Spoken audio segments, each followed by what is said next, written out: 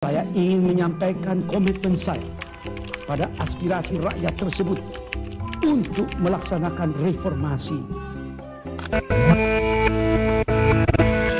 Siapa yang tidak kenal dengan Presiden Republik Indonesia ketiga, Bapak Burhanuddin Yusuf Habibie atau lebih populer dengan B.J. Habibie. Dikenal sebagai seorang presiden yang jenius dengan latar belakang engineering, khususnya di bidang dirgantara. Ternyata Habibie pernah membangkitkan ekonomi negeri ini dari kekacauan Krismon dan kerusuhan 1998. Pasca kerusuhan dan Krismon 98 lalu, membuat ekonomi Indonesia lumpuh dan kehilangan kepercayaan dunia internasional saat itu.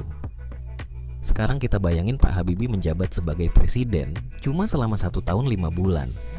Tapi hanya dalam 17 bulan kepemimpinannya, beliau berhasil mereformasi kebijakan ekonomi negara Indonesia.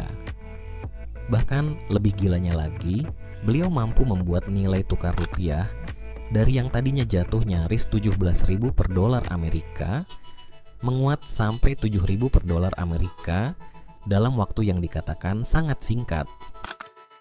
Sekarang timbul pertanyaan di benak kita semua. Kok bisa? Bagaimana cara Pak Habibie mendapatkan kepercayaan internasional untuk membangun ekonomi Indonesia dalam kurun waktu 17 bulan saja? Mari kita kilas balik dulu ke tahun 1998. 21 Mei 1998 adalah hari bersejarah bagi Republik Indonesia. Tepat di hari itu B.J. Habibie dilantik sebagai Presiden Republik Indonesia ketiga, menggantikan Pak Harto yang mundur setelah berkuasa selama 32 tahun. Saat itu Pak Habibie dihadapkan pada situasi krisis yang sangat kompleks. Perekonomian yang runtuh, kepercayaan publik yang rendah terhadap ekonomi, kerusuhan sosial dan ketidakpastian politik, serta hilangnya kepercayaan dunia internasional terhadap negara Indonesia. Tidak cuma itu saja, bahkan apesnya lagi hanya 10 hari setelah Habibie menjadi presiden, nilai rupiah anjlok hingga menyentuh angka 16.800 per dolar Amerika. Akibatnya, banyak perusahaan yang bangkrut karena nilai hutang perusahaan dalam dolar membengkak. Masyarakat yang sudah tidak percaya sama bank, sehingga setiap hari terjadi penarikan uang besar-besaran oleh masyarakat. Ada begitu banyak bank yang kolaps dan terpaksa dilikuidasi. Berdasarkan data BPS, nyaris seperempat masyarakat Indonesia saat itu berada di bawah garis kemiskinan. Hal ini disebabkan dari berbagai indikator ekonomi seperti inflasi, rasio utang negara, sampai indeks pasar modal menunjukkan tren yang sangat mencemaskan. Dari berbagai kondisi inilah Habibie yang dikenal sebagai jenius diuji dengan sesungguhnya. Langkah pertama yang dilakukan Habibie saat itu adalah mereformasi perbankan. Di tengah krisis kepercayaan terhadap ekonomi, Habibie paham betul bahwa pertama yang paling fundamental yang harus dibenahi adalah industri perbankan nasional. Oleh karena itu Habibie bersama BPPN memberlakukan restrukturisasi perbankan nasional yang masih bisa diselamatkan, dan juga secara tegas menutup bank yang masalahnya sudah terlalu parah. Langkah ini tentu untuk mengurangi beban nasional dalam menjaga kestabilan sektor keuangan di masa krisis. Kebijakan yang dilakukan oleh Habibie terbukti efisien. Hasilnya adalah lahirnya Bank Mandiri pada 2 Oktober 1998 yang merupakan penggabungan dari 4 bank pemerintah yang bermasalah, yaitu Bank Bumidaya, Bank Dagang Negara, Bank Eksim, dan juga Bapindo. Dengan bersatu keempat bank ini bisa bertahan dan bahkan menjadi salah satu bank terbesar di Indonesia sampai saat ini. Selain itu, Bank BCA juga mengalami masalah serius selama krisis 98.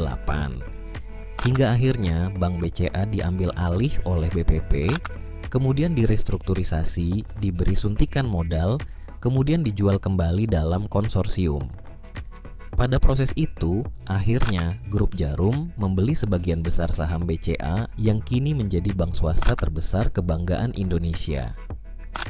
Selain Bank Mandiri dan BCA, kebijakan ini juga berhasil menyelamatkan Bank Danamon, BNI, Bank Permata, Bank Niaga, dan masih banyak lagi.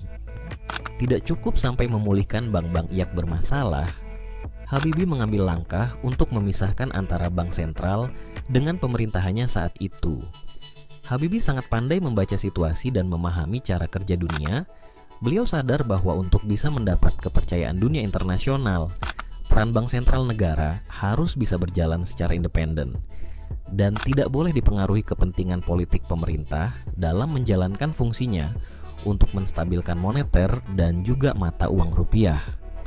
Karena jika bank sentral masih terus di bawah pengaruh pemerintah, Habibie tahu bahwa Indonesia akan terus dianggap sebagai negara otoriter yang pemimpinnya bisa menyetir kebijakan moneter demi kepentingan politik.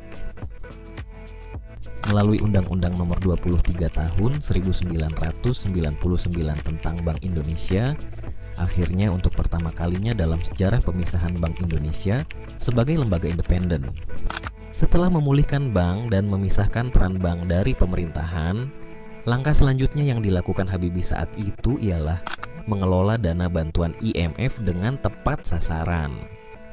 Habibie berhasil melakukan negosiasi dengan IMF untuk mendapatkan dana bantuan. IMF memberikan dana sekitar 43 miliar dolar Amerika Serikat sebagai bentuk pinjaman untuk pemulihan ekonomi. Uang ini dialokasikan oleh Habibie untuk penyelesaian utang-utang perusahaan swasta strategis yang berdampak besar membiayai program sosial untuk puluhan juta keluarga miskin, supaya daya beli masyarakat terjaga dan juga memperkuat cadangan devisa kita untuk menstabilkan nilai rupiah. Dan pada akhirnya, seluruh utang IMF ini berhasil dilunasi lebih cepat dari yang dijadwalkan. Tepatnya di tahun 2006 di bawah pemerintahan Presiden Susilo Bambang Yudhoyono. Wow, keren ya presiden-presiden kita dulu.